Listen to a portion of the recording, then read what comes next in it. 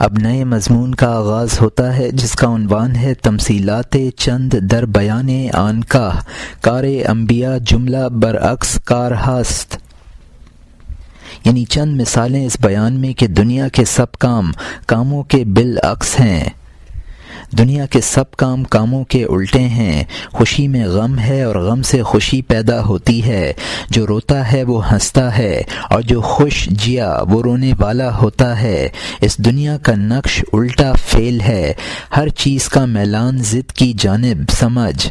لوگ جس کو بادشاہ کہتے ہیں وہ فقیر ہے، اس لیے کہ اس کی حاجت ہمارے حاجتوں سے بڑھی ہوئی ہے کہ اس فلاں کی یہ رعایت کر لی ہے اور فلاں سے فلاں مال لینا ہے۔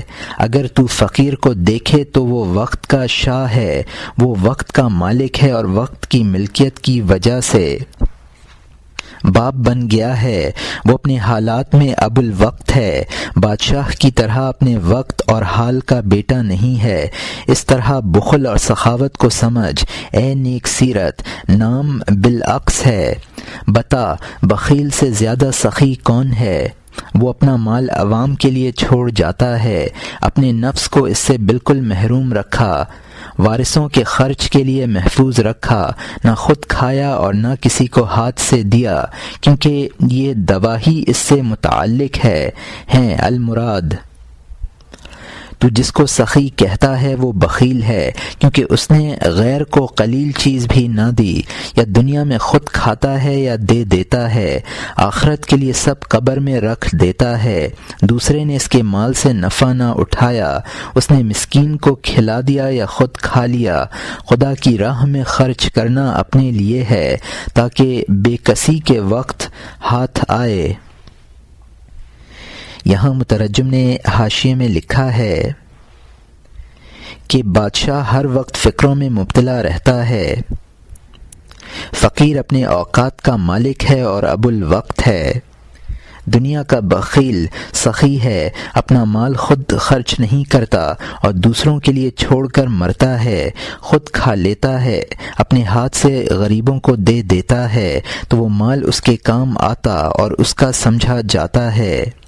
دنیا کا سخی بخیل ہے اس لیے کہ سب مال اس کے کام میں آیا، یا خود کھا لیا یا آخرت کے لیے خرچ کر دیا جو اس کے کام آئے گا اور دوسروں کے لیے نہ چھوڑا۔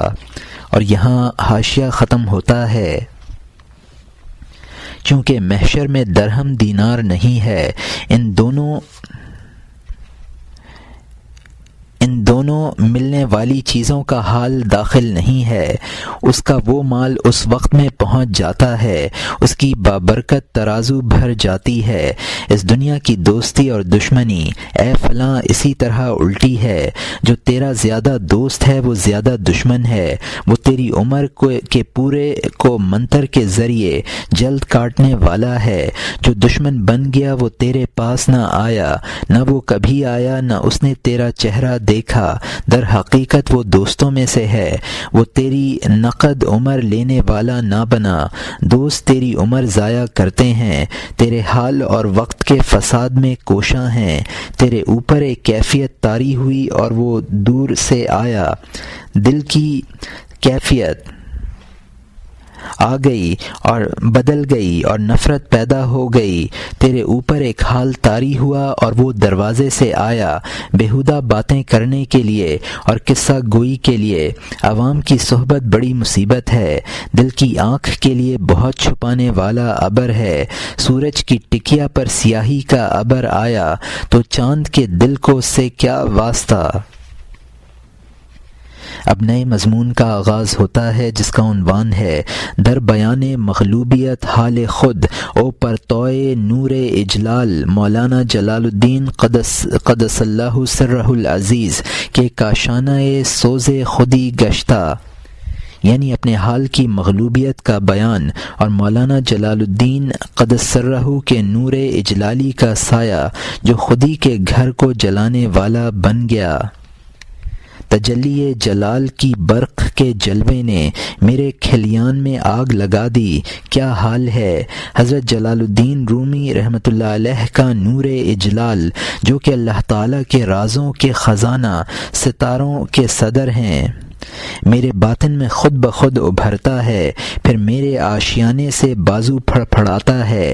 میں نہیں جانتا کہ میں کون ہوں، کہنے والا کیا ہے، یہ چنگاریاں میری روئی میں کس کی برق کی ہیں، میرا نالا کون سے پردے سے ہے۔ حیرت مجھے گہرے سمندر میں لے گئی ہے، میرے بغیر اور میری کوشش کے بغیر ٹپکتا ہے۔ دل کی نے سے غموں سے بھرا موزوں نالا، مضمون کا قافیہ پردے کے لیے ہے۔ دل میں سے معانی جھاڑی سے شیر کی طرح نکلتے ہیں۔ آپ نے مجھے کھا لیا اور خودی کے خیال کو بھی۔ اے حسام الدین، شاید آپ میرے دل میں پہنچ گئے ہیں، آپ مجھ میں آ گئے اور مجھے بالکل فنا کر دیا۔ آپ اللہ تعالیٰ کے شیر ہیں، آپ نے مجھے پورا نگل لیا۔ میں کیا جانتا ہوں، آپ جو جانتے ہیں کہیں۔ اے نیک خصلت، باغ آپ کے ہاتھ میں ہے، آپ نے مجھے اپنا پردہ کیوں بنایا؟ مجھے تو خود اپنے سر پیر کا ہوش نہیں ہے۔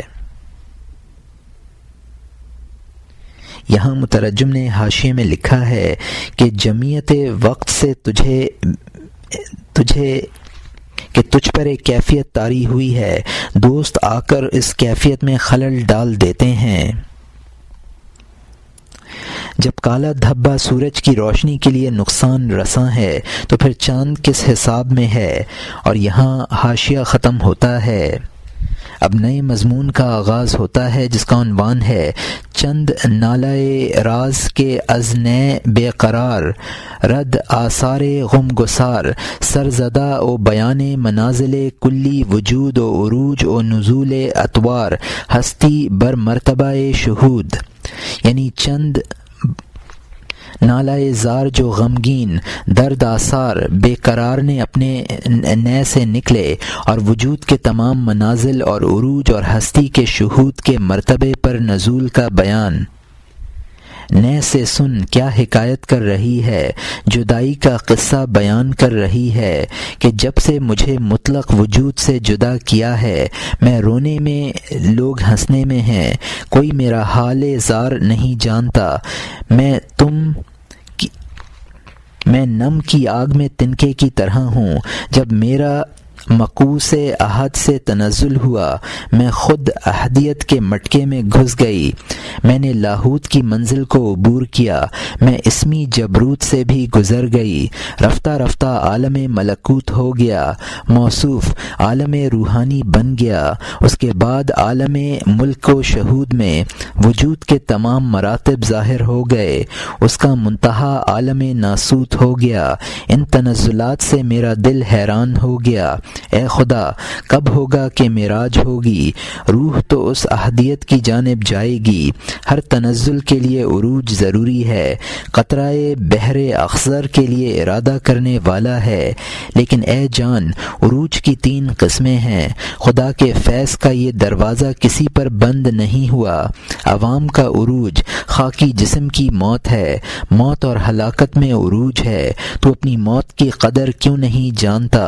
وہ تجھے لاہوتی چراگاہ میں خوراک دیتی ہے۔ موت قبل از موت کا اگر تجھے موقع نہ ملا، موت مراد کے مطابق تیرا کام کر دیتی ہے۔ موت یار کی جانب پہنچانے والا پل ہے۔ اے ہوشیار، موت کے لیے آمادہ رہ۔ واہ کیا اچھا ہوگا کہ میں شاہ کی طرف جاؤں گا، اس بے چون کے دربار سے متصل ہو جاؤں گا۔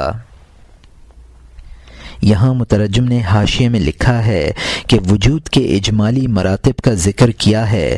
وجود کا پہلا مرتبہ قوس احدیت ہے۔ وجود کا یہ مرتبہ ذات مجرد ہے، اس کو ذات بہت، عینیت، ہویت، عہد مطلقہ کہا جاتا ہے۔ اس مرتبے میں نہ اس کا صفات سے اتصاف ہے، نہ نعوت سے، نہ وہ مطلق ہے نہ وہ مقید۔ یہ مرتبہ تنزیہ اور تشبیہ سے بالاتر ہے اور کشف و عیاں سے بھی برتر ہے۔ اسی کو لاہوت سے بھی تعبیر کیا جاتا ہے۔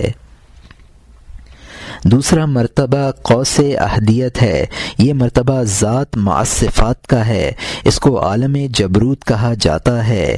تیسرا مرتبہ ارواح مجردہ اور عقول کا ہے، اسی کو عالم ملکوت کہا جاتا ہے۔ اور اس کے بعد چوتھا درجہ عالم مثال کا ہے۔ وجود کے یہ جملہ مراتب عالم امر کہلاتے ہیں۔ اس کے بعد عالم خلق کا مرتبہ ہے جس کو عالم شہادت اور ملک اور عالم ناسوت بھی کہا جاتا ہے۔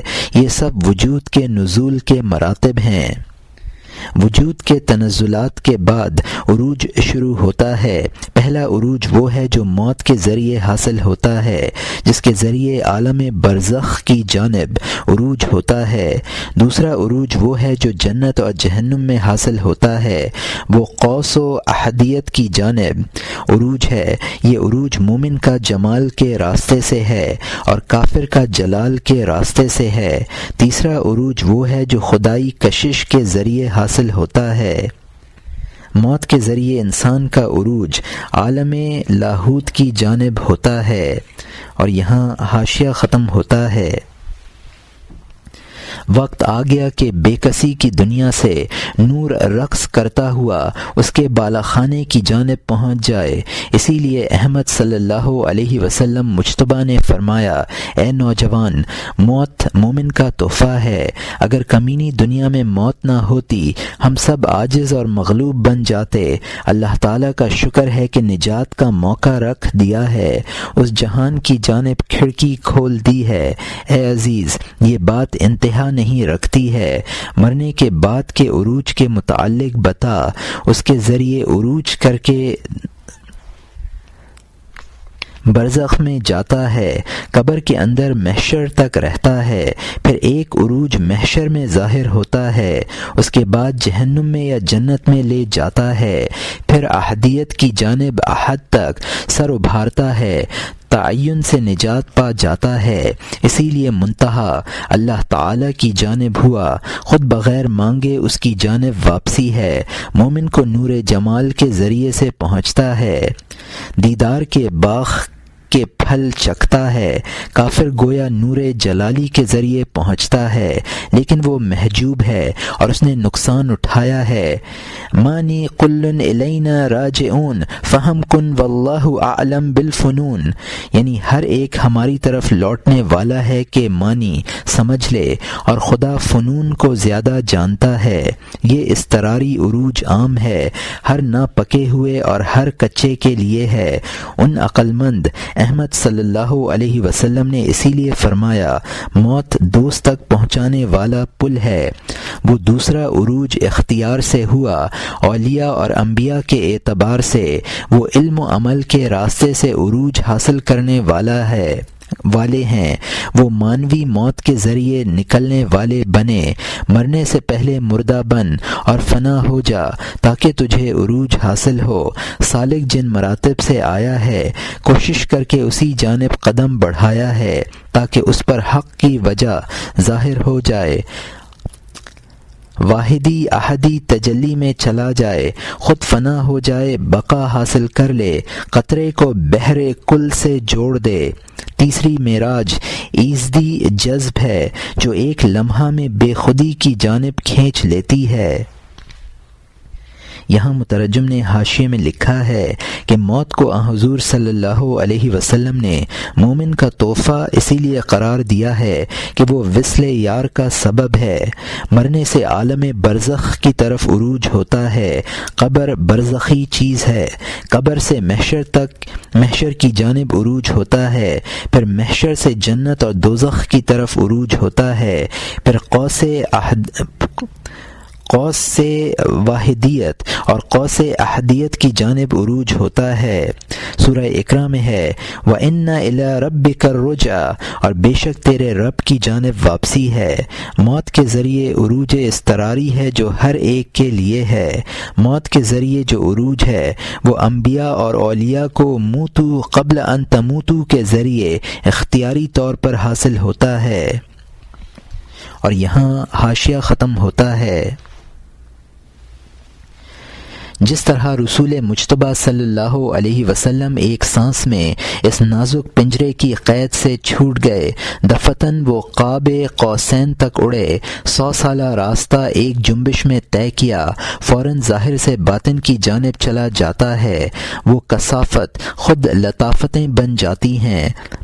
خاکی ظلمت تیرے جسم سے چلی جاتی ہے، خدائی نور 7 اعضاء میں دوڑ جاتا ہے، لیکن یہ بندے کے اختیار میں نہیں ہے، بندے کا کام کوشش کے سوا نہیں ہے۔ محبوب اجتباء کی وجہ ٹھیک پہنچنے والے ہیں، اور وہ دوسرے، وہ اس کو ہدایت کرتا ہے جو رجوع کرتا ہے کہ مصداق ہے۔ ہر مرید آخر میں مراد بن جاتا ہے، طالب جوان کا مطلوب بن جاتا ہے، نہ وہ مرتبہ جو کام مکمل کر دے۔ ہر مرید اس اجتبار کے لائق کہاں ہے؟ مرید اپنے حال کے اندازے سے مراد بنتا ہے۔ اسی لیے اللہ تعالی نے فرمایا ہے، جو ایک بالشت قریب ہوا میں 4 ہاتھ ہوا، جو چل کر آیا میں بھاگ کر آیا۔ کوشش کر، کیونکہ مجاہدوں سے تو صاحب معراج ہوگا، آب و گل کے آشیانے سے نکل جائے گا۔ فرشتہ پاک نور اور بھلا کس وجہ سے ہے؟ یہ آسمان صاف اور روشن کس وجہ سے ہے؟ اس لیے کہ مقدر خاک سے وہ بالا ہے، اس لیے کہ وہ کمینہ نفس سے پاک ہے۔ بے باک نفس اور مقدر مٹی اکٹھے ہوئے، اے خوش قدم مصیبت بالائے مصیبت ہوئی۔ کوشش کر تاکہ تو مٹی کو صاف کر لے، تو ان سب آلودگیوں سے جدا ہو جائے۔ بے باک نفس بہت سزا دے تاکہ تیرے جسم کی مٹی سے سینکڑوں پودے اگیں۔ چند دن تھوڑے وقت مجاہدہ کر لے، چند راتیں رو لے، باقی ہنس۔ اس لیے اویس قرنی رضی اللہ عنہ نے فرمایا، الساعۃ دنیا وفیہا الروح لیس، دنیا کچھ وقت ہے اور اس میں آرام نہیں ہے۔ دنیا کے کام میں کاہلی اختیار کر، حساب کے دن کے لیے چستی برت۔ دنیا میں زہد تیرے فخر کا کیا موقع ہے؟ مردار کی طرف میلان ذلت اور ٹوٹا ہے، یقیناً اس کی قدر مچھر کے پر کی طرح بھی نہیں ہے، اس جہان کے سمندر کے سامنے ایک چھینٹے کے سوا نہیں ہے۔ یہاں مترجم نے حاشیے میں لکھا ہے کہ حضور صلی اللہ علیہ وسلم کو معراج میں جذب الہی سے دفعتاً عروج ہوا اور مقام قرب تک پہنچ گئے۔ جذب الہی کا یہ عروج بندے کے اختیار میں نہیں ہے، جو سعی کرتے ہیں ان کا بیان یہدی من ینیب میں ہے، خدا اس کی ہدایت کر دیتا ہے جو اس کی طرف رجوع کرتا ہے۔ اجتہاد اور کوشش سے وہ مرتبہ حاصل نہیں ہوتا جو جذب الہی سے حاصل ہوتا ہے۔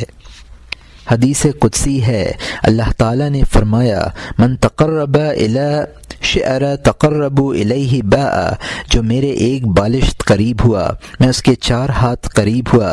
من اتی الی یمشی اتیت الیہ ہرولا، جو میری جانب چل کر آیا میں اس کے پاس دوڑتا ہوا آیا۔ فرشتہ اور آسمان اس لیے پاک صاف ہیں کہ وہ کدورت اور نفس سے پاک ہے۔ انسان میں یہ دونوں خرابیاں ہیں، ان کے ازالے کی ضرورت ہے۔ اگر انسان دنیا سے بچاؤ اختیار کرتا ہے تو اس کے لیے کوئی خاص فخر نہیں ہے، دنیا ہے ہی ایسی چیز کہ اس سے بچاؤ کرنا چاہیے۔ اور یہاں حاشیہ ختم ہوتا ہے۔ خدائے برتر نے بڑا احسان فرمایا کہ اس ناچیز سے ہماری بے رغبتی پسند کر لی، بہت حقیر ناپسندیدہ چیز سے بے رغبتی کو کرم سے اس نے گھنی چیز لکھ دیا۔ اللہ تعالیٰ کی خاص عنایتوں میں سے ہے کہ وہ پوتھ لے لیتا ہے اور موتی عطا کرتا ہے۔ ناپائیدار تھوڑی گنی چنی عمر تو نے عبادت کی اور وہ ابدی زندگی میں چلا گیا، وہ لامحدود باقی رہنے والی زندگی جس کے چاروں طرف نہ عدم گردش کرتا ہے نہ فنا۔ لا يحوم حوله الاعدام قط صرت روحا باقیا حیا فقط، یعنی نیستیاں اس کے گرد کبھی چکر نہیں کاٹتی، تو بس باقی رہنے والی زندگی روح بن گیا۔ آخرت کے بالمقابل دنیا کی عمر ایک گھڑی ہے، ایک گھڑی کی وجہ سے لامحدود راحت ہے۔ ہائے تو کہاں ہے؟ تیری سمجھ اور عقل کیا ہوئی؟ اپنے موتی جیسے سانسوں کا لحاظ رکھ، ہر سانس تیری مسیحائی کے لیے تیار ہے، اگر تو لحاظ نہ رکھے تیری نادانی ہے۔ تو اگر ایک سانس کی قیمت ایک دنیا دے، ممکن نہیں ہے کہ ایک سانس کے لیے موت سے نجات پائے، ایسی بہتر سانسیں ضائع نہ کر۔ جان کے شہر میں غفلت کو رائج نہ کر، تو 3 روز کی خوشی کے گرد گھومتا ہے، بالآخر بانجھ عورت کی طرح ایک سانس میں گر جائے گا، نمناک مٹی میں سبز شاخ کی طرح ٹکڑے ٹکڑے، بالآخر تیرا جوڑ ہو جائے گا۔ اے فلاں، ازل کے عہد کے وعدے کو یاد کر، جبکہ تو فطرت کا شعلہ رکھتا ہے ہوا دے۔ ہر عبادت کا اللہ تعالیٰ کی جانب سے وقت مقرر ہے، نماز اور روزے کا ایک وقت معین ہے، زکوٰۃ اور حج بھی وقتی فرض ہے، اس کے وقت میں غفلت بدبختی ہے۔ اس خدائے پاک ذات کے ذکر کے سوا خدا کی جانب سے تیرے لیے اس کا وقت معین نہیں ہے۔ انہوں نے اللہ تعالیٰ کی یاد کا بھول سے تعلق کر دیا، ذکر کو بھول میں دائر کر دیا۔ اس شاہ جہاں نے تو اپنے آپ کو یاد کر فرمایا، بھول کے وقت جب کہ تو بھولے پڑھ لے، تو ذکر کر کا وقت جب تو بھولے آیا ہے۔ تو ہر بھول کا ساتھی ذکر ہے، جس وقت تجھ پر بھول حملہ کرے ذکر کر، تاکہ اللہ تعالیٰ کے ذکر و فکر کے سوا کچھ نہ رہے۔ خدائے وحدہ کے علاوہ دوسرا کیا ہے؟ اسی کا نام جان اور دل کے لیے شیر و شکر ہے۔ ایسا ذکر کر کہ جس کا ذکر ہوا مشاہد ہو جائے، نہ وہ ذکر جو صرف زبان پر ہو۔ لفظی ذکر ایک عارض سے زیادہ کچھ نہیں، روحی ذکر درویش کے ہنر کے سوا نہیں ہے۔ جب سلطان الذکر تجھے اڑا لے، اس وقت تو مجسم ذکر کی کان بن گیا۔ ذاکر اور مذکور اور ذکر ایک ہو جائے گا، بے شک اللہ تعالیٰ کے سوا باقی نہ رہے گا۔ تیرے دل میں ایک دوسرا ایسا عالم پیدا ہوگا کہ یہ آسمان اور زمین وہاں ذرہ ہیں۔ مشرق سے دوسرا سورج طلوع کرے گا، اس کا ایک ذرہ سورج کو روشن کر دے گا۔ سورج جب آئینے کو گھیر لیتا ہے، اس پھیلے ہوئے سے خود آئینہ جلوہ گر ہو جاتا ہے۔ اس کے بعد کہنے کی اجازت کہاں ہے؟ ہر وقت تیرے لیے ہم زیادہ نزدیک ہیں، وہ ہوتا ہے رگ میں اور کھال میں اور ہڈی میں۔ ایسی بجلی گری کہ بھرا نشان مٹ گیا، عشق کے شعلے نے گریبان سے سر ابھارا۔ اے احمد صلی اللہ علیہ وسلم، اب احد کے غیر کو تلاش نہ کر۔ گریبان لا کی کینچی کی صورت بن گیا۔ اب میں کہاں اور فانی ہستی کہاں؟ ذوالجلال کے عشق کی قیامت آ گئی، جس نے خیال کی صراحی کو ریزہ ریزہ کر دیا۔ اے فلاں، قیامت میں عشق کا راز ہے، لشکروں کو 100 مرتبہ کھٹکھٹانے کی طرح الامان۔ اب نئے مضمون کا آغاز ہوتا ہے، جس کا عنوان ہے در تعویل بر تصوف۔ سورہ القاریہ ملقاریہ وما ادراک ملقاریہ، یعنی تصوف کے اعتبار سے اس صورت کی تفسیر۔ القاریہ کیا ہے؟ القاریہ، اور کس چیز نے تجھے بتایا ہے القاریہ؟ تو قاریہ کو جانتا ہے، قاریہ کیا ہے؟ لوگوں کو کوٹنے کے لیے جلدی کرنے والی ہے۔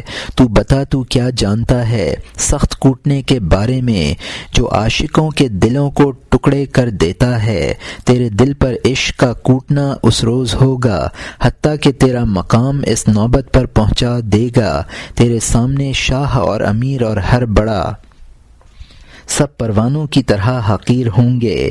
نظر میں کسی کا جو برابر وزن نہ ہوگا، دل ہرگز کسی کا پابند نہ ہوگا۔ تکبر اور ریاکاری کا سوراخ بند ہو گیا، حتیٰ کہ مخلوق تیری نظر سے گم ہو گئی۔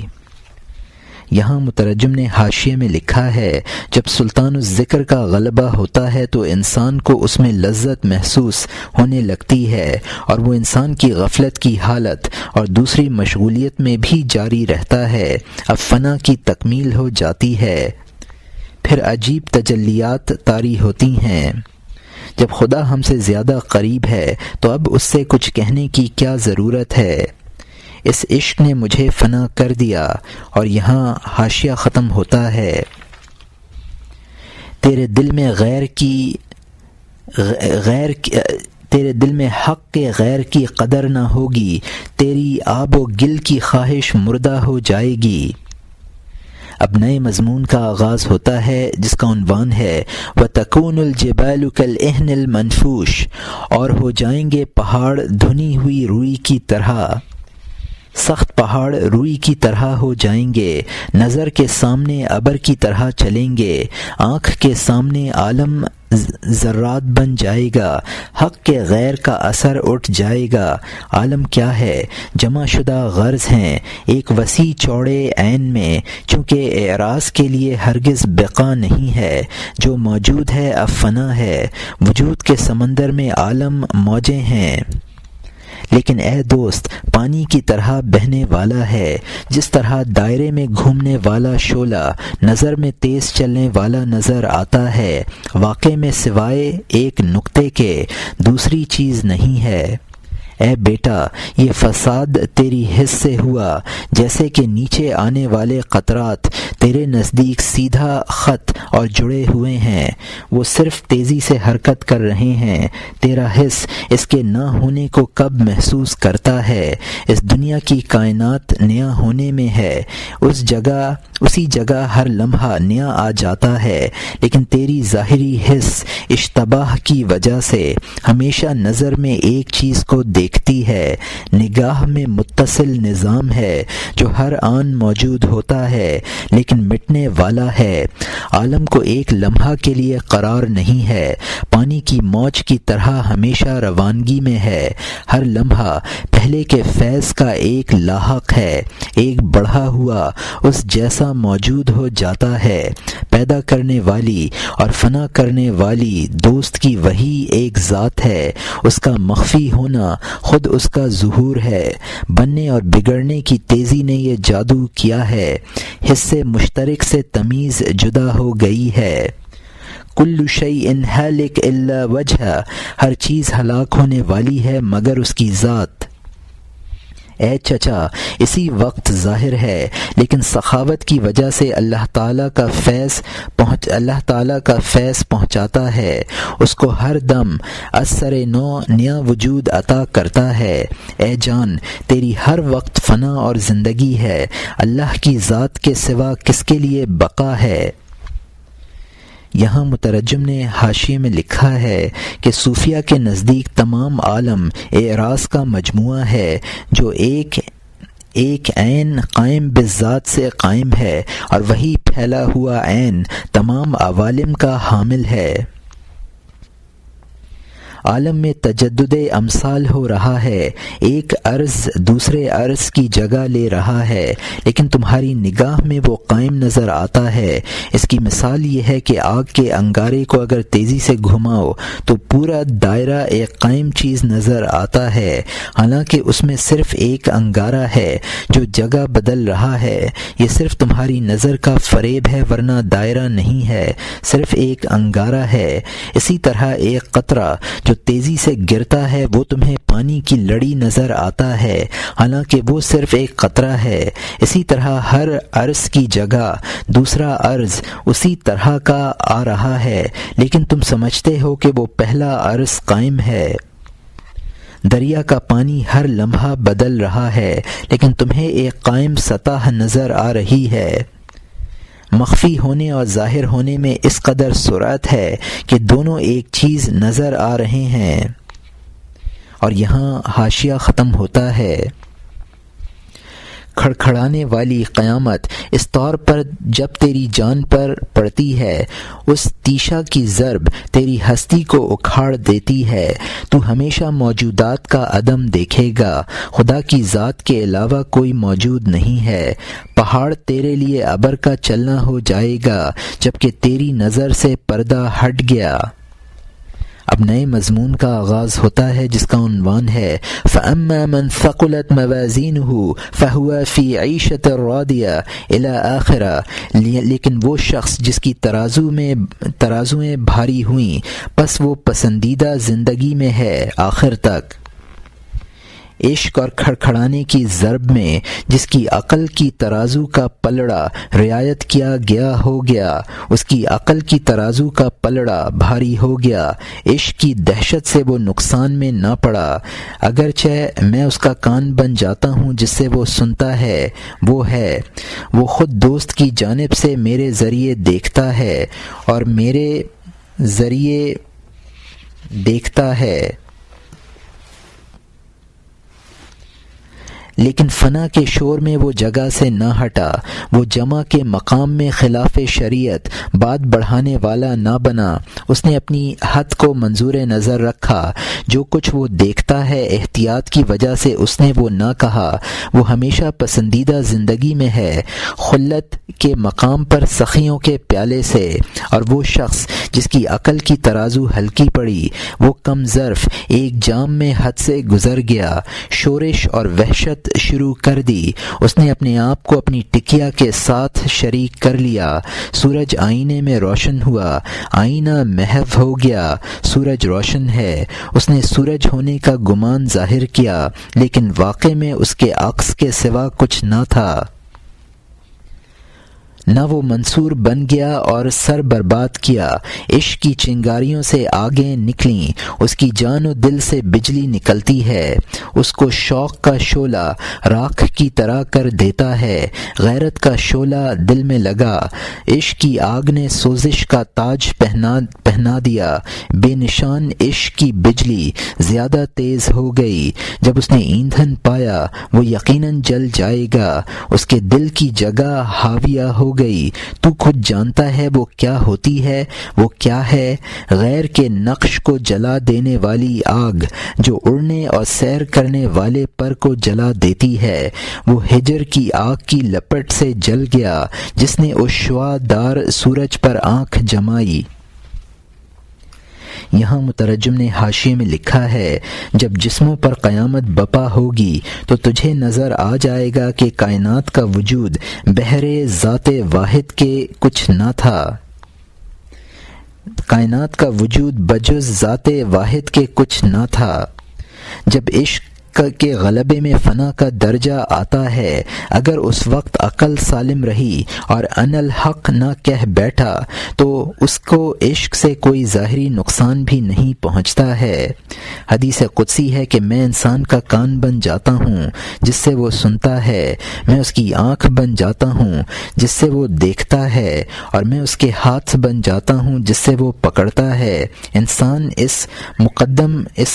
اس مقام کی شورش سے بچ گیا اور شطحیات پر نہ اتر آیا اور شریعت کا پاس و لحاظ رکھا تو وہ بچ جاتا ہے۔ وہ قول جو صوفیہ سے خلاف شریعت جذب اور فنا کی حالت میں صادر ہو جاتا ہے، جیسے انا الحق ما فی حبنی غیر اللہ، یعنی میں اپنے آپ کو خدا کے ساتھ شریک کرنے لگے۔ دوستی کا ایک مقام ہے جس کو خلت کہتے ہیں، جس سے خلیل بنا ہے، اور حضور صلی اللہ علیہ وسلم نے فرمایا ہے میرا خلیل سوائے خدا کے کوئی نہیں ہے۔ منصور حلاج نے انا الحق کہہ دیا۔ ایسے شخص کا عشق کی گرمی سے پرے پرواز جل جاتا ہے اور وہ سیر فی اللہ سے رک جاتا ہے۔ اور یہاں حاشیہ ختم ہوتا ہے۔ اے ایاز، اگر تو اپنا مرتبہ پہچان جاتا، جان کو لامحدود شاہ کی جان سے وابستہ کر دیتا۔ اب نئے مضمون کا آغاز ہوتا ہے جس کا عنوان ہے بعض رجوع نمودن بتفصیل او تعویل قصہ شہزادگاں او تطبیق نمودن او بر منازل عرفان، یعنی شہزادوں کے قصے کی تعویل اور تفصیل کی جانب رجوع کرنا اور اس کی عرفان کے مراتب کے ساتھ مطابقت کرنا۔ مجھے شہزادوں کا قصہ یاد آ گیا، اس کی جانب پھر باغ موڑتا ہوں۔ اس قصے سے پوری عبرت حاصل کر لے تاکہ تو اس داستان سے پورا حصہ حاصل کر لے۔ انسان کو چاہیے کہ اپنا کام کرے، نہ کہ افسوں اور افسانے پر انحصار کرے۔ تو نے عمر افسانے میں ختم کر دی، صبح قریب ہے، نیند سے بیدار ہو جا، بڑھاپے کی صبح آ گئی اور کوچ کا وقت ہے۔ کہانی اور قصے میں دخل پھل نہ دے۔ وہ کر جو تیرے راستے کا توشہ ہو، جو چاند کی طرح تیرے لیے قبر میں روشن ہو۔ شام ہو گئی، آفتاب کے غروب کا وقت ہو گیا، دیر ہو گئی، جلد گھر جا۔ تو نے ایک مدت تک روٹی اور حلوہ کھایا ہے، اس سے باطن میں تو نے کوئی ذخیرہ دیکھا؟ تو نے نفس کو پالا اور بیل بن گیا۔ تو نے کب اپنی منزل کی جانب قدم اٹھایا؟ تو نے نئی شاخ کی طرح سر ابھارا، اپنے آپ کو اونچا بنگلہ بنایا ہے۔ تو نے طاقت کے ناخن کے ذریعے پتھر میں سوراخ کر دیا۔ تو نے قوت کی وجہ سے شیر کو گورخر کی طرح ستایا۔ بالآخر تیرے سانس گھٹنے لگیں گی، چڑیا کی طرح مرتے وقت ڈریں گی۔ پس تو آج موت کے لیے تیاری کر لے، مجاز سے حقیقت کی جانب چلا جا۔ تو نے روٹی اور حلوہ کھایا تو موٹا ہو گیا، گناہ کی کیچڑوں میں گدھے کی طرح رہ گیا۔ فرض کر لے تو نے قسم قسم کی نعمتیں کھائیں، اے جان، بالآخر اپنے آپ کو مردہ فرض کر لے۔ اے موٹے شیر، فرض کر لے تو نے چکنی اور میٹھی غذائیں کھائیں، 2 دن کے بخار میں وہ سب طاقت ختم ہو گئی۔ وہ کھا جو تیرے دل کا نور بڑھائے، اس جہان کی جانب تیری کھڑکی کھول دے۔ تیری قیمتی عمر سستی میں ختم ہوئی، چند دن رہے ہیں اور تو غافل ہے۔ جو گزرا سو گزرا، اب بھی دوست کی جانب آ جا، دوست کے کوچے میں تیز قدم اٹھا۔ جو کچھ باقی ہے اس کو ہاتھ سے نہ دے، سر کے بل چل، سر کو یار کے پاؤں پر رکھ دے۔ اے وہ کہ اگر تو 100 سال اس کی نافرمانی کرے پھر بھی دروازہ کھلا ہوا ہے، اگر تو کنڈی کھٹکھٹائے تو ایسے بھلے دوست سے کٹا ہے۔ تیرے سر پر خاک، تو غلط سمجھا ہے، تو نے اللہ تعالی کا معاملہ تو تاکہ نسیاں میں رکھ دیا، تو نے نفس کی خواہش میں اتنے جھنڈے بلند کیے۔ غفلت کی روئی کان سے نکال، اے جان میری نصیحت سن لے، تھوڑا سا ہوش کر۔ روح کیا ہے؟ وہ قدسی صفت پرند ہے، معرفت کے لیے پنجرے میں بند ہے۔ روح کیا ہے؟ وہ قدسی نسل پرند ہے، کمائی کے لیے اس قید خانے میں پڑا ہے۔ طوطی پنجرے میں سکھانے کے لیے ہے تاکہ وہ خوش آواز سے سیٹی بجانا سیکھ لے۔ تجارت کے لیے عدم سے آئی ہے، اس کا رخ ہر وقت اس جانب ہے۔ تیرا نفس تربیت میں باپ جیسا ہے، تجھے دہشتناک قلعے سے روکتا ہے، نفس امارہ تجھے گناہ کی طرف چلاتا ہے،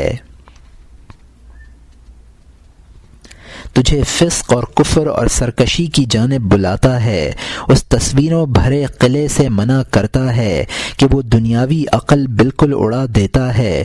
برج اور بزرگی والا احمدی دین کا قلعہ عبرت کی وجہ سے دنیاوی ہوش اڑا دیتا ہے، اس میں شاہ اور اس کی دختر کی تصویر ہے، حور اور جنت اور اچھے عشق کا ذکر ہے۔ چونکہ ہم نے بڑی بڑی آنکھوں والی روحوں سے شادی کر دی فرمایا، دل کے موتی کو لالچ کے تار سے گون دیا۔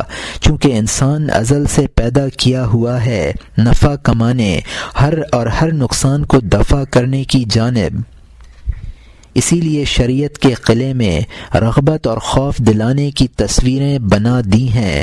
کبھی لالچ کے طریقے سے راستے پر لگاتے ہیں، کبھی دوزخ کی گہرائی کا خوف دلاتے ہیں۔ سرکش نفوس کو کوڑا جبرن اور قہرن شاہوں کی طرف لے جاتا ہے تاکہ یہ نفس خوشی سے یا جبرن شاہ اور اس کی لڑکی کی جانب مانوس ہو جائیں، لیکن شہزادوں کی طرح یعنی انسان۔ اے دیدہ دل، سلوک میں 3 قسم کے لوگ ہیں، ان میں سے اپنے نفس پر ظلم کرنے والے اور میانہ روح ہیں۔ بعض کوشش سے بھلائی کی جانب سبقت کرنے والا بنا، پہلا شہزادہ، اس نے اپنی جان کو ہلاک کیا، وہ نفس پر ظلم کرنے والوں کے گروہ میں سے ہو گیا۔ یہاں مترجم نے حاشیے میں لکھا ہے کہ نفس کی مثال اس بادشاہ کی طرح ہے جس نے تینوں شہزادوں کو تصویروں بھرے قلعے میں داخل ہونے سے منع کیا تھا۔ نفس بھی انسان کو شریعت کے پرنقش و نگار قلعے میں داخل ہونے سے روکتا ہے۔ قرآن میں اہل جنت کے لیے فرمایا گیا ہے زوجناہم بحور عین، ہم نے ان کا نکاح بڑی بڑی آنکھوں والی حوروں سے کر دیا۔ انسانوں کی مثال ان 3 شہزادوں کی سی ہے۔ کچھ لوگ تو اپنی جانوں پر ظلم کرتے ہیں، یہ لوگ پہلے شہزادے کی طرح ہیں۔ کچھ لوگ میانہ روی اختیار کرتے ہیں، وہ دوسرے شہزادے کی طرح ہیں۔ کچھ لوگ بھلائیوں کی جانب دوڑ کر جاتے ہیں، وہ تیسرے شہزادے کی طرح ہیں۔ اور یہاں حاشیہ ختم ہوتا ہے۔ اس کی جان کا موتی تپش میں ہاتھ سے گر گیا، اس نے کسب اور معرفت کی کوئی داد نہ دی، لیکن شاہ کی مہربانی نے اس کی دستگیری کی، وہ مقبولان بارگاہ میں سے ہو گیا۔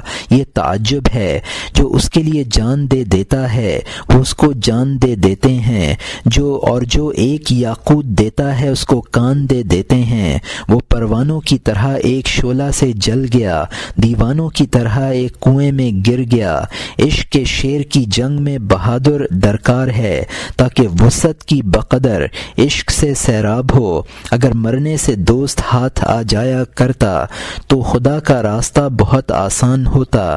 یہاں ہر دم ایک دوسری موت ہے، جس کی تلخی سے موت 100 خطرے محسوس کرتی ہے، اور اس دوسرے کی تفصیل اور کوشش کی، اور اس دوسرے نے تحصیل اور کوشش کی، لیکن تکبر میں اور فساد میں پڑ گیا، اپنے آپ کو سورج کا شریک بنایا، ان الحق کے قول کا دعویٰ شروع کر دیا۔ اس کی راہ میں بھی توقف زیادہ ہوا، سولی کی منزل اس کے سر کے سامنے آئی، کمال احمدی صلی اللہ علیہ وسلم سے راستے میں رہ گیا۔ اس نے احمدی جمال کا ایک گھونٹ پیا، شاہ کی مہربانی نے اس کو دل و جان سے مقبول بنایا، اپنے وصال میں مشغول کر دیا، استعداد اور استحقاق کی وجہ سے نہ ہوا۔ یہ سب کچھ پیدا کرنے والے شاہ کی مہربانی تھی، اور وہ تیسرا شہزادہ سبقت لے جانے والوں میں تھا۔ وہ دونوں بھائیوں سے آگے بڑھ گیا، معرفت کے راستے سے باخبر ہو گیا، شاہ کی حقیقتوں کا ہمراہ بن گیا۔ اس نے مجاہدہ اور کسب کیا، عرفان ظاہر ہوا، دم بدم اس شاہ کا قرب بڑھ رہا تھا، چونکہ اہل ایمان رغبت دلانے سے چلتے ہیں، شاہ کی جانب لڑکی کے عشق سے دوڑتے ہیں۔ جب ان کی نظر شاہ پر پڑی، از خود رفتہ ہو گئے، پوشیدہ لڑکی کا عشق شاہ سے وابستہ کر دیا۔ شاہ نے چونکہ مکمل استعداد دیکھی، آگاہی کی وجہ سے لڑکی اس کے نکاح میں دے دی۔ اگرچہ ان دونوں کو بھی لڑکی سے حصہ ملا، لیکن وہ رتبہ اور عجیب قرب کہاں۔ ناقص کو بھی شاہ نے مسند پر بٹھایا، اپنا کہا، اور اس کے سر پر زر افشانی کر دی۔ یہاں مترجم نے حاشیے میں لکھا ہے کہ پہلے شہزادے نے عشق کی تپش کی وجہ سے موتی جیسی روح کھو دی، لیکن شاہ نے اپنے کرم سے اس کو نواز دیا۔ محض مرنے سے وصل حاصل نہیں ہوتا۔ شعر ہے، عرفی اگر بگریا میسر شدے وصال، 100 سال می تواں بتمنا گریستن۔ عشق میں تو بار بار مرنا پڑتا ہے جب کہیں وصل حاصل ہوتا ہے۔ دوسرے شہزادے نے وصل کے لیے کوشش کی، لیکن تکبر اور غرور میں مبتلا ہو گیا اور اپنے آپ کو شیخ کا ثانی سمجھنے لگا۔ بادشاہ کے کرم نے اس کو مقبول بنا لیا، حالانکہ اس کو استحقاق نہ تھا۔ تیسرا شہزادہ سابقین میں سے ہو گیا۔ ابتداً مومن جنت کے شوق میں کوشش کرتا ہے، لیکن مشاہدے کے بعد پھر صرف ذات خداوندی کا شوق رہ جاتا ہے، اور حق تعالی استعداد دیکھ کر جنت خود عطا کر دیتا ہے۔ اور یہاں حاشیہ ختم ہوتا ہے۔ ناقص کو بھی شاہ نے مسند پر بٹھایا، اپنا کہا، اور اس کے سر پر زر افشانی کر دی۔ وہ خود اپنی کمی سے شرمندہ ہے، وہ سلطنت کے تخت پر غمگین شرمندہ ہے، اس کے دل میں اپنی لغزش سے کانٹے ہیں، اس کمی سے تکلیفیں برداشت کر رہا ہے۔ اسی لیے خیر البشر نے فرمایا جنت میں کوئی غم نہیں ہے مگر غفلت سے۔ اگر گناہگاروں کو جنت میں راستہ دیتے ہیں، شاہی چتر اور شاہی قلعہ دیتے ہیں، وہ اپنے بھدے پاؤں سے مور کی طرح شرمندہ ہے، سامنے کو سر لٹکائے ہوئے ہے۔ حبشی کوششیں محل سے کیا فائدہ، حبشی کو شیش محل سے کیا فائدہ، اس کے لیے ہر جانب حاسد آئینہ ہے، اس کی بھدی صورت آئینے میں مصیبت ہے، اس کا خود دیکھنا اس کے سر پر آرے ہیں۔ اے چچا، اس بات کا خاتمہ نہیں ہے، اس بادشاہ کا قصہ بتا جو آ ملا۔ اب نئے مضمون کا آغاز ہوتا ہے جس کا عنوان ہے رجوع آوردن بحکایت آں بادشاہ کے در اسنائی راہ ترک سلطنت کردہ ملحق بائیں سہ گردیدہ بود، یعنی اس بادشاہ کی حکایت کی جانب رجوع جو سلطنت چھوڑ کر درمیان راستے میں ان تینوں سے آ ملا تھا۔ اے ضیاء الحق حسام الدین حسن، مجھ سے چوتھے بادشاہ کا حال کہیے، جبکہ وہ اس سلطنت کو چھوڑنے والا بن گیا، وہ شہزادوں کے ساتھ مسکنت میں رہا، اس نے سلطنت کو چھوڑا، ان کا ساتھی بن گیا، راستہ طے کرنے میں ہمراہی کر رہا تھا، موافقت میں سرگرم رہ کر خدمت کرتا رہا، نفاق سے پاک خالص دل سے، ان کے عشق کے پرتوں نے اس کو اچک لیا، سفر میں ان تینوں کی ہمراہی دکھائی۔ عشق کی اس طرح کی بہت سی تاثیریں ہیں، آزاد دل کے لیے زنجیریں ہیں۔ عاشق کی صحبت تجھے عاشق بنا دیتی ہے، فاسق کی صحبت تجھے فاسق بنا دیتی ہے۔ ہر شخص دوسرے سے اخلاق حاصل کرتا ہے، خربوزہ خربوزے سے خوشبو حاصل کرتا ہے۔ صحبت کی تاثیر کا ہنر نادان ہے،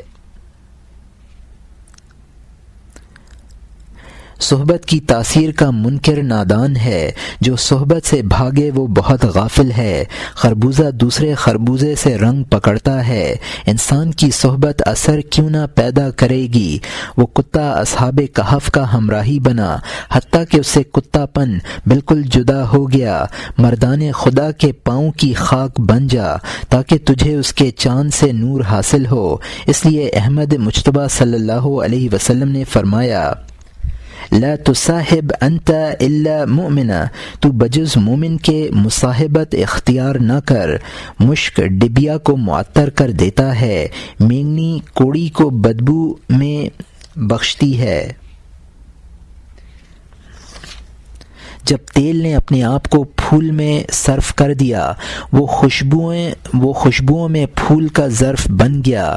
آنجن ہاری اپنے صحبت سے انڈے کو بے شک اپنی طرح انجن ماری بنا لیتی ہے۔ وہ شہزادوں کے ساتھ تھا، جب ان تینوں میں سے دو بھائیوں نے جان دے دی، وہ تیسرے شہزادے کا ساتھی بن گیا، ہر دم اس کے سامنے عاشق کی طرح حاضر تھا۔ وہ تیسرا جب شاہ چین کا داماد بن گیا، یہ برگزیدہ مرد اس کے خواص میں سے تھا۔ شاہ چین نے جب اس کی بہت محبتیں دیکھیں، اپنے محبوب کے ساتھ خاص خصوصیت، اس نے جب دونوں کو ایک حال دو قالب پایا، شاہ کا دوستی سے اس کی طرف میلان ہو گیا۔ اس نے ازروئے کرم شہزادے سے کہا کہ یہ تیرا ساتھی ہر خادم کی کلفی ہے، خدمت کے علاوہ اس کا مزاح ہے نہ دل لگی، تیرے خیال میں جہان سے فارغ ہے۔ ایسے شخص کو نوازنا ضروری ہے جو اپنے نفس کی خواہش کو معدوم کر دینے والا ہے، تیری مرضی میں اپنی مرضی کو ہار دیا، ایسے شخص کو بہت نوازنا چاہیے۔ شہزادے نے زمین بوسی کی اور عرض کیا جو ہم سے مخفی ہے آپ پر واضح ہے۔ جب شاہ کی قربتوں کی امید پر میں وطن سے آوارہ راہ پر پڑا، یہ جو ملک کا کامیاب بادشاہ تھا، اس نے ہماری رفاقتوں میں چستی دکھائی، اس نے ملک اور دولت ہماری خاطر چھوڑ دی، موافقت میں دل سے جھنڈا بلند کیا ہے۔ ہماری وجہ سے اس پر بہت نشیب و فراز آئے، اپنے ملک کو چھوڑا، ہمارا دوست بن گیا۔ شاہ کی مہربانی کا جو تقاضا ہے اے معتمد، لطف و رحم کا مقام ہے۔ شاہ نے کہا اس کو ملک اور عطا کر دیں، اس کے مناسب گرمی بازار دیں۔ مہربانی فرمائی اور حد سے زیادہ اس کو نوازا، اس کو ان دو بھائیوں کا تابع بنا دیا۔ اندازے سے زیادہ قلعے اور ملک اس تیسرے کے طفیل وہ سامنے لے آیا۔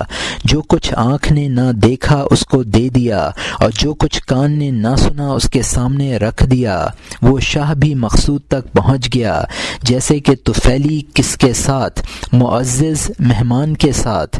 اس شاہ رئیس نے اسی لیے فرمایا کہ ہم قوم فلا یشقى جلیس، کہ وہ ایسی قوم ہے جس کا ہم نشین محروم نہیں رہتا۔ دلوں کی پاسداری اور خدمت گزاری تجھے مخدوم بناتی ہے اور سرفرازی بخشتی ہے، خصوصاً مرد خدا کی خدمت گاری تجھے خدا کے نزدیک بہترین مقبولیت عطا کر دیتی ہے۔ جو شخص خدا کا مقبول بن جاتا ہے، اس پر شاہ کی جانب سے اللہ کا لطف خرچ ہوتا ہے۔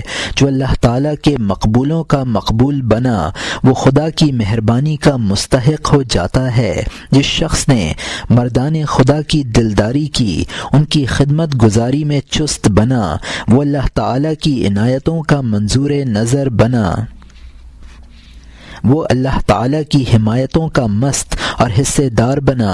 حضرت ابن مسعود رضی اللہ عنہ نے پیغمبر سے نقل کیا ہے، اے نیک مرد، انسان اس کے ساتھ ہے جس سے وہ محبت کرتا ہے۔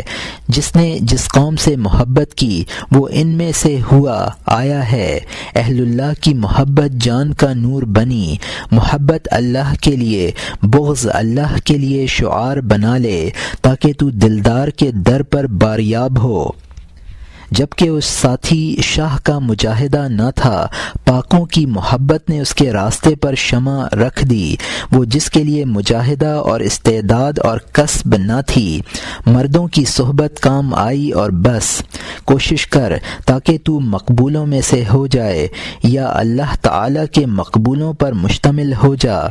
مرد بن جا یا خود مرد کے پیچھے گردش کر، بڑا اور چھوٹا خزانہ اس یکتا انسان سے ملے گا۔ اے جان، اگر تو ان دونوں میں سے ایک نہیں ہے تو محشر کے دن سخت رسوا اٹھے گا۔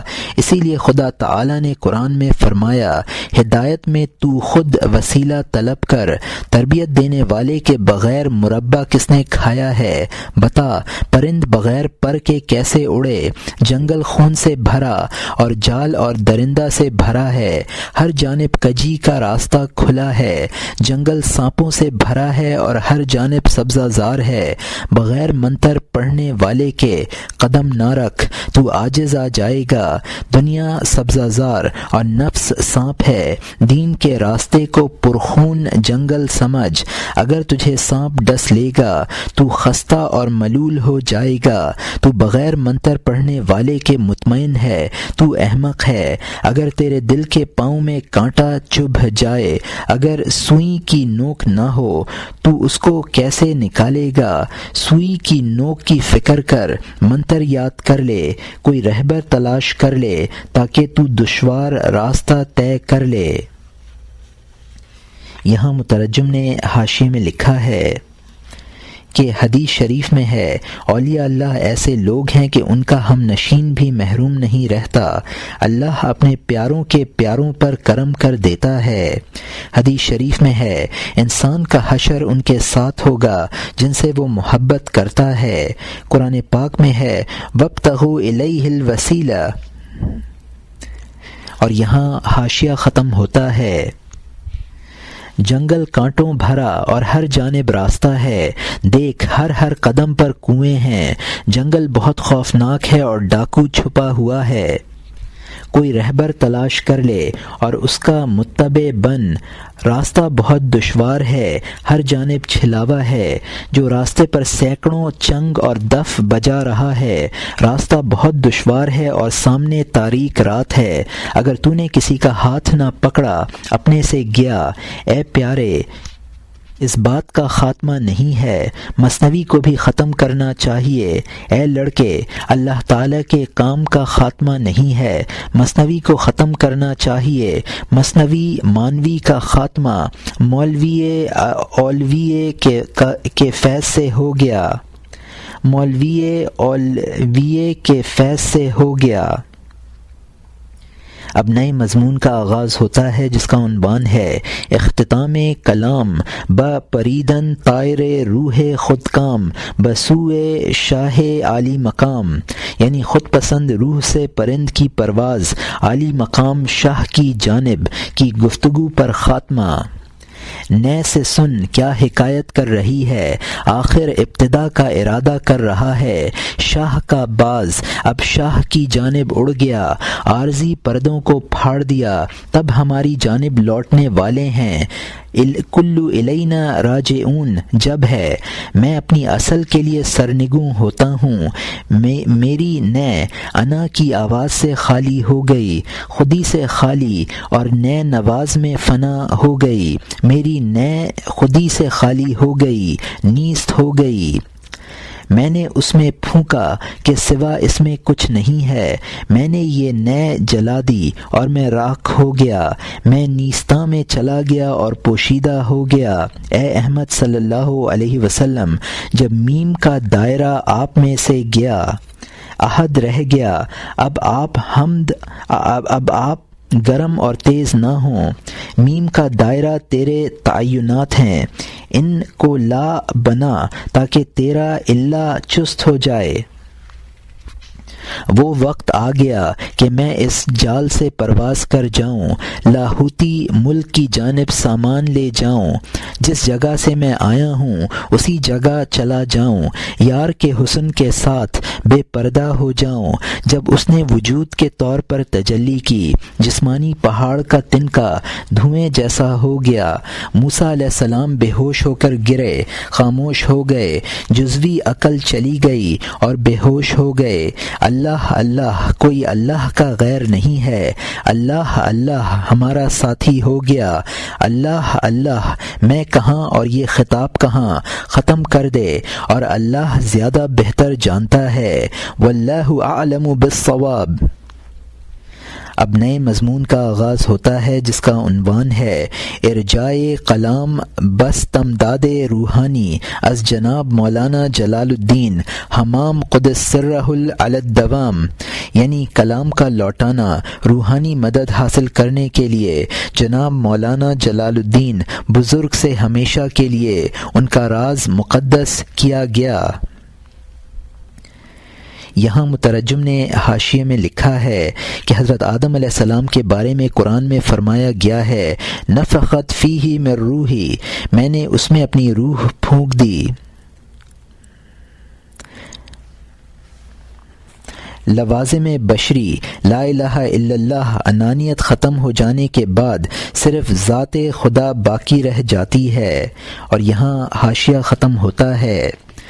خدائی سورج جلال الدین بزرگ چونکہ ختم کرنے کے وقت خود انہوں نے فرمایا اس کا باقی بغیر کہے آ جائے گا اس شخص کے دل میں جو زندہ جان رکھتا ہوگا، میں نے ان کی پاک روح سے مدد مانگی اور ان معتمد سے وعدے کی وفا بھی۔ اہل کرم کا وعدہ خزانہ ہوتا ہے، نا اہل کا وعدہ رنج جیسا ہوتا ہے۔ اس دریا کے قطرات میری جان پر پڑے، ہمارے ماں و من کے دھاگے کو توڑ دیا۔ انہوں نے اپنی بے زبانی کی زبان سے فرمایا قیمتی موتی لڑی میں پروئے، یہ گفتگو میری کوشش کا نتیجہ نہیں ہے، خود آپ جب کہ اس موتی کو دریا سے لائے، اگر اجازت ہو تو اس کا اظہار ہو، یہ کشتی بھی آپ کے دریا میں چلے بغیر اجازت کے۔ ذرے کی طاقت کہاں ہے کہ وہ سورج سے چاشت کا نور طلب کرے؟ آپ خود جانتے ہیں کہ رد اور قبول آپ کی جانب سے ہے، میں آپ کے سامنے بیکار بات کیا کہوں؟ اے بزرگ، آپ نے جو کچھ در پردہ فرمایا، اے ضیاء الحق حسام اس کو قبول فرما لیں۔ اب نئے مضمون کا آغاز ہوتا ہے جس کا عنوان ہے مناجات بجناب قاضی الحاجات، یعنی قاضی الحاجات کی بارگاہ میں دعا۔ اے بلند عرش کو بنانے والے خدا، تو نے شام کو عنبریں زلف عطا کی۔ اے کریم، دن کو کافوری شمع کے ساتھ تو نے عقل سلیم سے زیادہ روشن کر دیا۔ تو ناف کے خون کو مشک کا نافہ بنا دیتا ہے، وہ سنبل اور ریحان چرتا ہے، تو مینگنی بنا دیتا ہے۔ اے قادر، تو کمال پر قدرت رکھتا ہے۔ انت ربی انت حسبی ذوالجلال، اے ذوالجلال تو ہی میرا رب ہے، تو ہی مجھے کافی ہے۔ اے خدا، میں تیرے احسان پر قربان ہوں، تو احسان کی کان ہے، میں تجھ پر قربان ہوں، تو احسان کی کان اور کرم کا ابر ہے، تیرا فیض میرے سر پر ابر کی طرح برستا ہے۔ تو نے عدم سے وجود کو ترقی عنایت کی، اس کے بعد ایمان اور ہدایت کا نور۔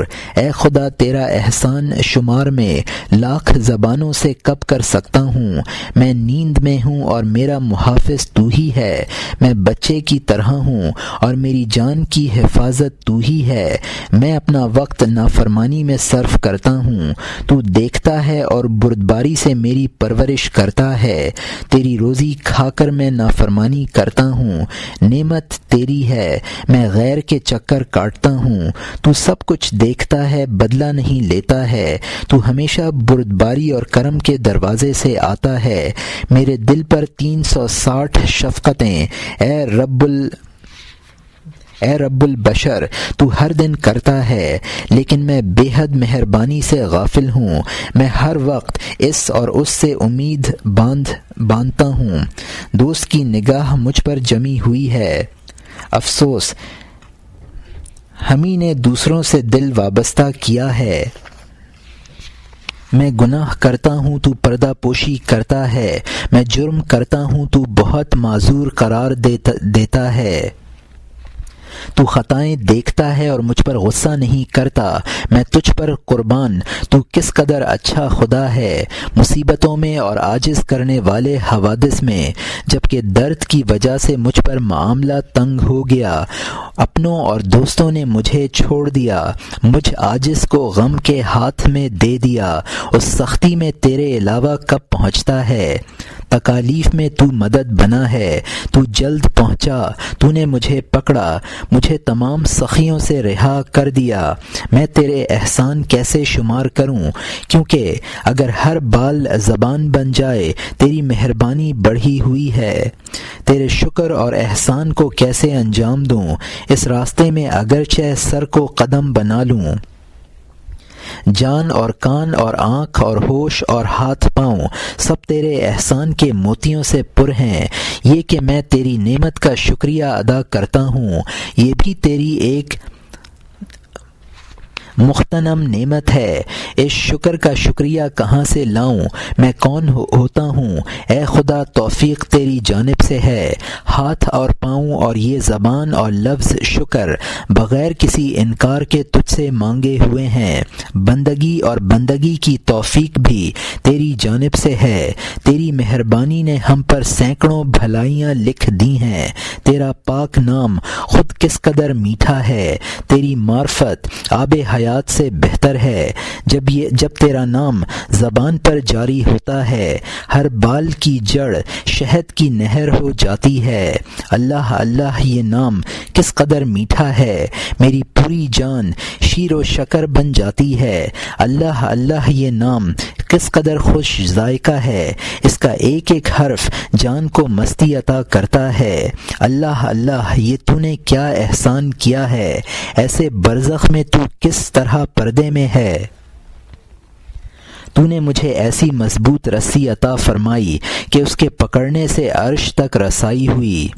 اللہ اللہ، تو نے خود کیسی بھلائی کی ہے، تو ظاہر ہے اور درپردہ ہے۔ ہائے، میں کس قدر بدکار ہوں، بلکہ میں مجسم نیستی ہوں، تو تیرے سامنے وجود کے ساتھ کھڑا ہوں۔ اللہ اللہ، انت لی نعم الوکیل، انت ربی انت حسبی یا جلیل۔ اللہ اللہ، لیس غیرک فی الوجود، هل تری الدیار فی دیر الشہود۔ یعنی اللہ اللہ تو میرے لیے بہترین وکیل ہے، اے جلیل تو میرا رب ہے، تو مجھے کافی ہے، اللہ اللہ تیرے سوا کوئی وجود نہیں، شہود کے دیر میں کوئی چلنے والا ہے، اللہ اللہ لا الہ کس لیے ہے جبکہ الا اللہ روشن سورج ہے، ظاہر بھی آنکھ نفی کے ذریعے رفع کرنے والی ہے تاکہ نادار کی کوشش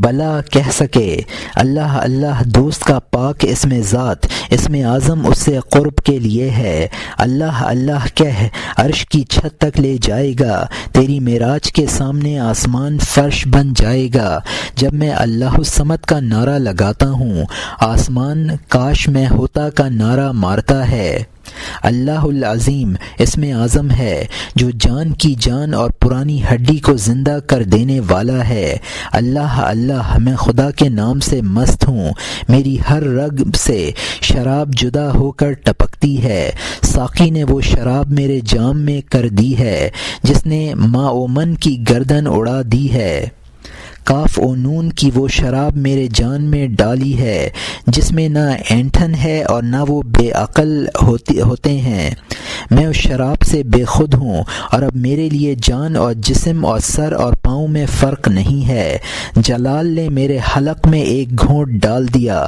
میں وحدت کی تختی پر قرآ ڈالتا ہوں، اس کے جلال کے سمندر کا ایک چھینٹا میرے دل پر آیا اور مجھے اس آب و گل سے اچک لے گیا، حسامی سمندر کی ایک شورش آئی ہے اس سیپ سے کہ یہ نامی موتی آیا ہے، مولانا جلال الدین رحمۃ اللہ علیہ کے فیض اور حسام رحمۃ اللہ علیہ نے جان کے پودے کو پوری سیرابی دے دی ہے، سورج اور چاند کا نور دل کے طور پر چمکا، میرے پتھر نے اس گرمی سے یاقوت بن جانا پا لیا، یمن کے ستارے کی طرح میری ادھوڑی پر چمکا، وہ سب ختن کے مشک کی طرح خوشبودار بن گئی، اس سے پہلے بہت سے لوگ ان کے ساتھ سافسوں سے معرفت کے نور کے حاصل کرنے والے اور بھلے بنے، مثنوی کے ذریعے لاکھوں نے حاصل کی سیدھے راستے کی جانب بلندی، میں بھی جلال رحمۃ اللہ علیہ کے سانسوں کے فیضان سے جلیل ذوالجلال تک پہنچ گیا، بزرگوں کی مہربانی سے بعید نہیں ہے،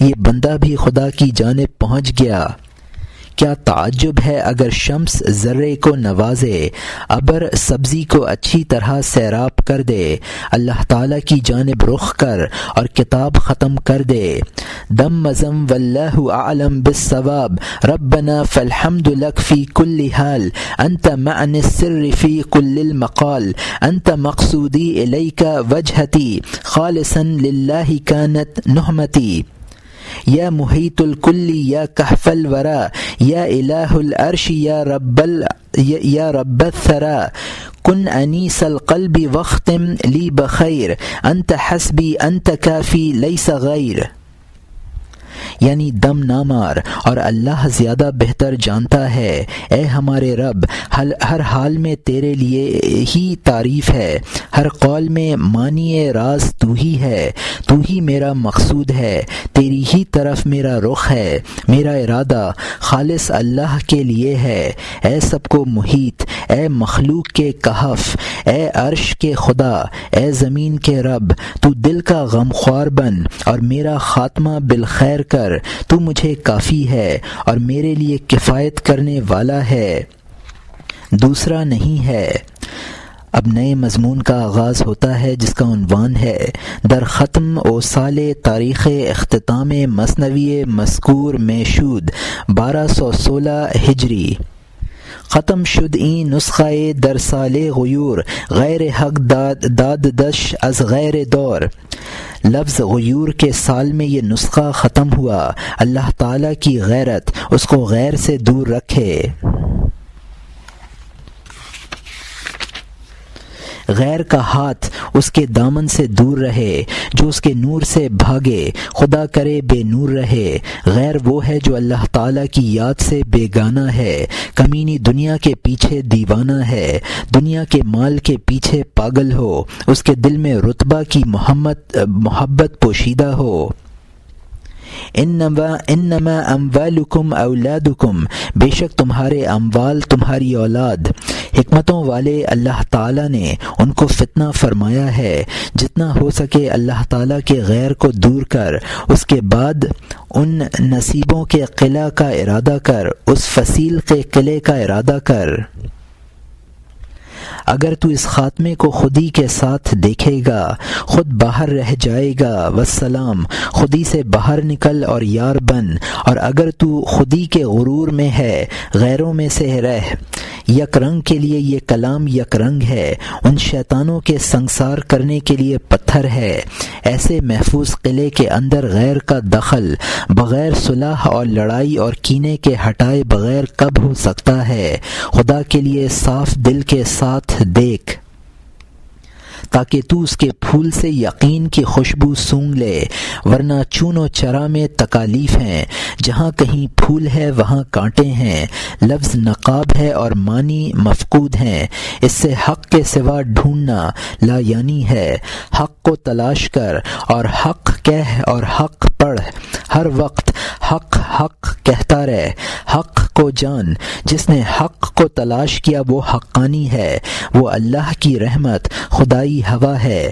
شیطانی کام نہ کر، شیطان نہ بن، کسی کے جان کے غبار پر آپ پاشی کر، وقت کو غیر حق میں برباد نہ کر، پیٹ کو پر اور روح کو بھوکا نہ بنا۔ یہ غیر کا نقش تیرے پندار کا پردہ ہے، تمام بت خانے میں اس ایک صنم کے علاوہ نہیں ہے۔ اپنے اعتبار سے فانی بن، باقی باللہ بن، رب الفلق تیرے اندر سے نمودار ہوگا۔ 6 دفتروں میں مثنوی کی ایک آواز ہے، اس کا خلاصہ فنا کے سمندر میں غوطہ لگانا ہے۔ اگر تجھے خدا کا راستہ چاہیے ہوشیار بن، اپنے اندر سے غفلت دور کر، بیدار بن، پہلے شریعت پر استقامت کر، پھر طریقت کی جانب رخ کر، پہلے قدم پر شرع پر جم، اس کے بعد طریقت کا راستہ چل۔ آراستگی کے ساتھ صفائی ضروری ہے تاکہ تو معرفت کے سمندر کو عبور کر سکے۔ اس بات کا کبھی خاتمہ نہیں ہے تو بات کو مختصر کر دینا چاہیے۔ والسلام۔ یہاں مثنوی مانوی کے اردو ترجمے کا خاتمہ ہوتا ہے۔